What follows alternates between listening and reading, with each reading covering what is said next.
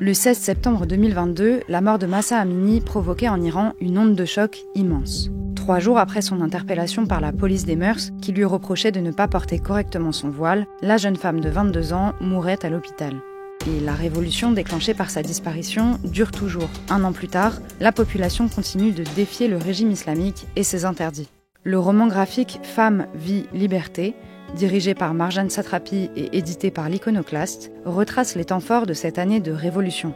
Bahareh Akrami est l'une des 20 dessinatrices et dessinateurs dont les travaux sont rassemblés dans ce livre. Moi, je viens d'une famille de réfugiés politiques iraniens qui sont partis dans les années 80. Ils avaient fait la révolution contre le Shah, mais aussi ils étaient restés dans l'opposition contre les ayatollahs. Donc, moi, ma famille, ça fait 44 ans qu'elle est même en exil dans une forme d'opposition et qu'elle est active. Ça, c'est mon histoire personnelle. Ce qui fait que quand Mahsa Jina est morte et que le mouvement, la révolution a été enclenchée, moi, je participais avec des amis à des collectifs. Donc, moi, ce que j'ai fait, j'ai commencé à faire une revue dessinée et c'est cette revue dessinée qui a fait que Marjane Satrapi m'a sollicité. C'est l'opportunité en fait de partager avec un encore plus grand nombre de personnes, relayer la voix des Iraniens, expliquer, raconter ce qui se passe en Iran, quoi. C'est bientôt les 1 an et on n'en entend plus parler.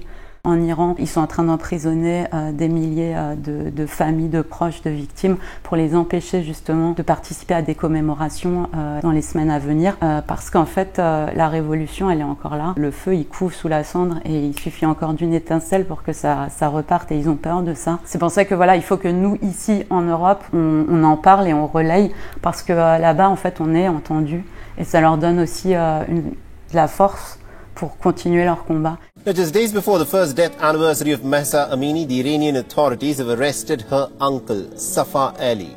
Le roman graphique retrace les événements de cette année de révolution en commençant par le début, la mort de Mahsa. Mahsa Jina, c'était une jeune fille kurde qui était montée à Téhéran et donc elle se fait attraper par la police des mœurs. Et ce qui se dit, c'est que en fait, si ça avait été une Téhéranaise, peut-être qu'il l'aurait pas tapé comme ça. C'était un peu la jeune fille de province qui monte et on profite de ça. Et puis en plus, elle vient d'une minorité kurde qui est vraiment opprimée en Iran.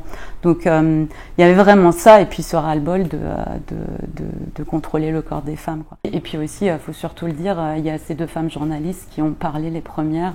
Donc on a choisi de les mettre elles en avant dans le livre en faisant un portrait. Niloufar, c'est la première qui a pris en photo le père et la grand-mère de Mahsa Jina à l'intérieur de l'hôpital et qui l'a posté sur les réseaux sociaux, sur son compte Twitter. Et Eloé, en fait, elle est allée couvrir les funérailles. Quand il y a eu ces funérailles, en fait, les femmes ont spontanément enlevé le voile. Et ça, Eloé l'a raconté dans son journal. Et donc, c'est ces deux femmes-là qui sont une part très, très importante, en fait, du lancement de cette révolution. Et qui sont actuellement en prison. Elles encourent la peine de mort. La traduction du livre en persan sera disponible gratuitement en Iran. Jurons compris. Quand je dessine, je m'engage et je donne mon avis. Mon personnage, c'est pour expliquer, pour donner mon point de vue. Il y a les faits que je relate et après il y a mon avis.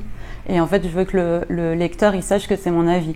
Et donc c'est pour ça que c'est représenté par un personnage qui est moi qui parle. Après, le canard, c'est ma conscience. Donc c'est souvent des choses qu'on pourrait se dire que si c'est moi qui l'ai dit, c'est un peu politiquement incorrect. Et en fait, le canard permet de faire passer ça comme la petite voix. Ça, j'y tiens particulièrement dans mon travail. Quand je relate des faits, un peu journalistiques, la partie factuelle, c'est écrit dans un langage correct. Le reste, c'est écrit comme on parle dans la vraie vie. Après ces 12 mois de révolte, la République islamique tient toujours, comme le raconte le livre.